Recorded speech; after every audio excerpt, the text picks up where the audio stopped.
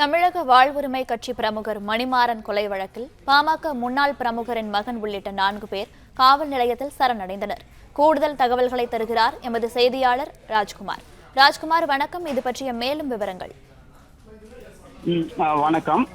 கடந்த 2021ஆம் ஆண்டு அப்போதைய பாமக காரைக்கால் மாவட்ட செயலாளர் தேவமணி என்பவர் படுகொலை செய்யப்பட்டார். இந்த வழக்குல முதல் குற்றவாளியாக சேர்க்கப்பட்டவர் மணிமாறன். இவர் தமிழக வாழ்வுரிமை கட்சியோட காரைக்கால் மாவட்ட பொறுப்பாளராக இருந்தாரு.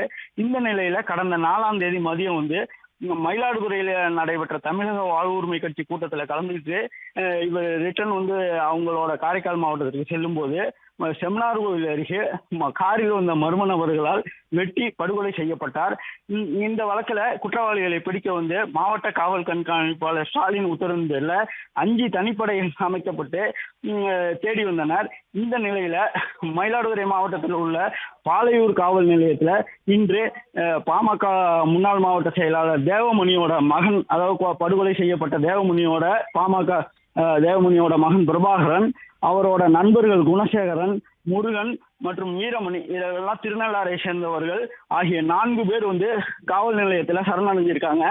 இவர்களை போலீசார் பாலையூர் காவல் நிலையத்திலிருந்து செமினார் கோவில் காவல் நிலையத்திற்கு விசாரணைக்காக அழைத்து செல்லப்பட்டுள்ளனர். இந்த கொலை பழிக்கு பழியாக அரங்கேறியுள்ளது குறிப்பிடத்தக்கது.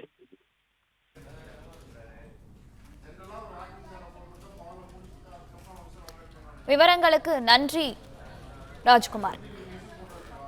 பிளே ஸ்டோர் மற்றும் ஆப் ஸ்டோரில் இருந்து பாலிமர் செயலியை QR கோடு மூலம் பதிவிறக்கம் செய்யுங்கள். செய்திகளை உடனுக்குடன் பெறுங்கள்.